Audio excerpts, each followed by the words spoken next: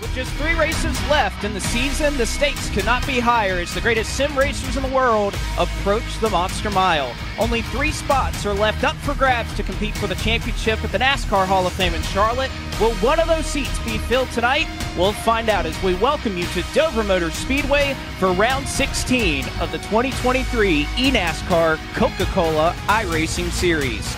Nick Ottinger will lead the field to green as we say, let's go racing from Dover Motor Speedway.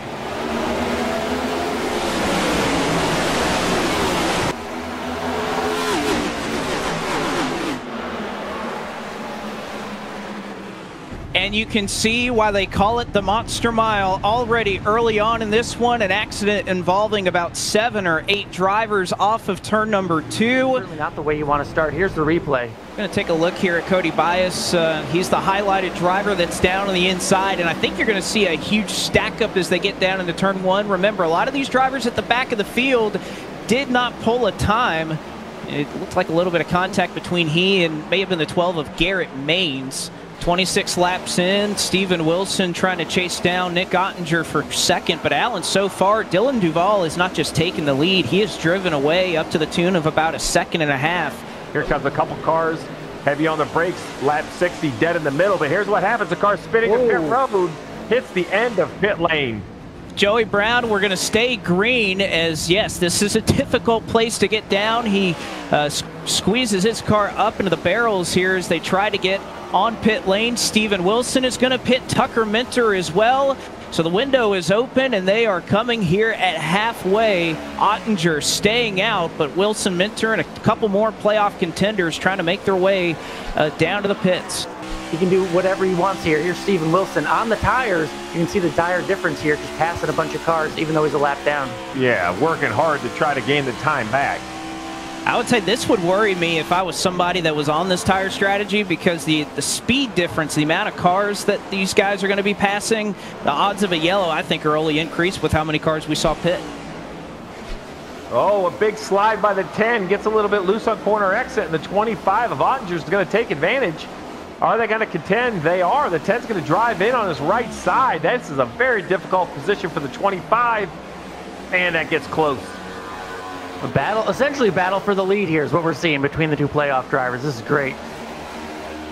This would be the battle for the lead through the pit road cycle. It's Wilson about a car length up or so on Nick Ottinger, and I think kind of showing how difficult it has been. We've seen a lot of passes tonight, Steve, with drivers able to go on the outside and really carry that momentum off. It's been difficult for those drivers on the inside, especially on the exit here at Dover, because there's so little room to try and make that pass. Trouble out on the racetrack for Michael Guest, who was running in the 3rd position. We'll see the caution flag for the first time with 35 laps to go, and the rest of the field making their way down to the pits. And this is a great opportunity for those cars that stayed out, because we have run far enough after the green flag pit stops that even the cars that had come to pit road, the Ottinger car, the Wilson car, I think they're going to come to pit road again for another set of tires is what I would assume they would want to do. So in this case, this is going to be a cycle to the front for Lowe, Mullis, and some of the guys that had track position. Cars that did pit, no, it'll be several others who elected to take 2, but we'll take a look back. Guest a little bit off the pace, and see just having an issue there. I believe overheated the right rear tire, and that's enough to trigger the caution flag here at Dover. We'll see if it works out for them. Steven Wilson back in 3rd as we get back underway here with 33 laps to go. Garrett Lowe clear into the race lead. He'll be up a car length on Jimmy Mullis, trying to bring along Steven Wilson. 3 of your playoff contenders, 1, 2, 3 on the bottom.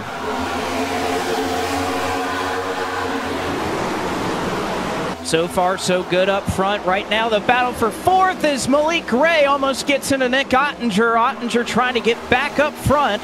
Again, was pushed back because of the pit road cycle. He gets the tag of the wall off at 2. Several cars into the fence. Now Wilson looks low on Jimmy Mullis for 2nd. Yeah, that shallow entry for Wilson is going to hurt his mid-corner speed, and for that reason, the 25 is now going to have a run. The 25 is going to continue that momentum. Oh, as we see a big defensive move out of the 7 behind them.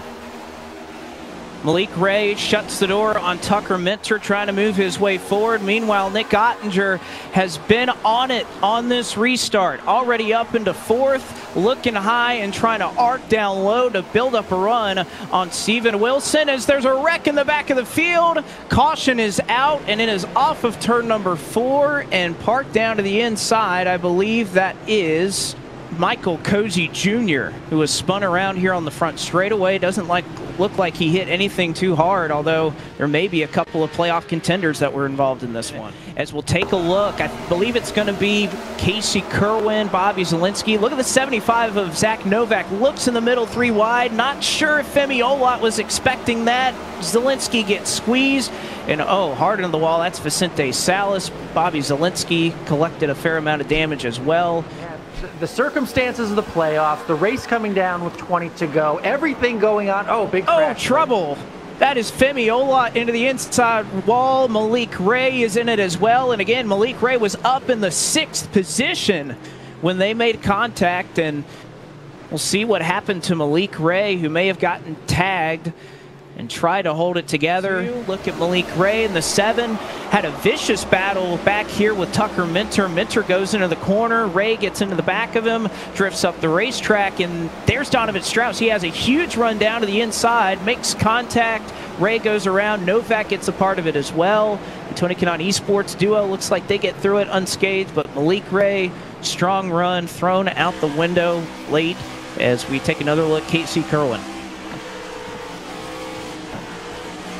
Ooh. That's your defending champion there, just skating through. You see Michael Conti on the inside. Wilson looked a little loose there in the middle of 1 and 2. He may give up a spot with Tucker Minter building up some steam off of the second corner, but now it is just a car length between Ottinger and Lowe as we are slowed once again by the caution flag, and for the second straight caution, it looks like almost verbatim of where he ended up in the last wreck. Femi Olot has spun on the back straightaway. Where the 25 kind of runs a little bit higher. Let's see exactly what happened on the bottom here for the 43. Oh, he just gets tight. Man. Goes up the racetrack, makes contact in the door, and then starts to kind of lose the back of it down the straightaway. 15 driving a pretty defensive line, entering maybe a quarter of a groove up, then shutting the door on the 10. The 10 trying to be patient. He knows laps are running out, but you can only do so much. He's got to look now to the inside. The 15 is going to climb the banking, try to get it turned and say to his outside. I don't believe he's going to be able to do it. The 10 will clear, but does he have enough speed or time with only 3 to go to run Ottinger down? 1 lap to go, Blake. They'll come around and see the white flag this time. 1 more trip around Dover Motor Speedway for Nick Ottinger, the former series champion, looking to get back to championship form as he has a 3-car length lead at Dover, into 3 and 4 for the final time. It looks like it's not going to be enough for Steven Wilson, and Nick Ottinger has secured his spot in the championship 4. He wins at Dover Motor Speedway.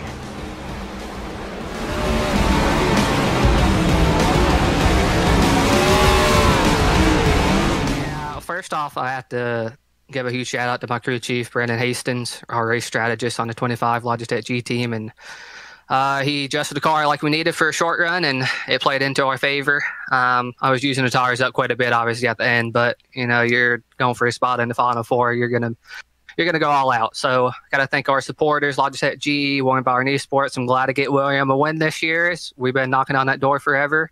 And like I told people heading into the playoffs, we got some strong tracks for our team. And, you know, we're looking forward to Homestead now because that's another strong track for our team.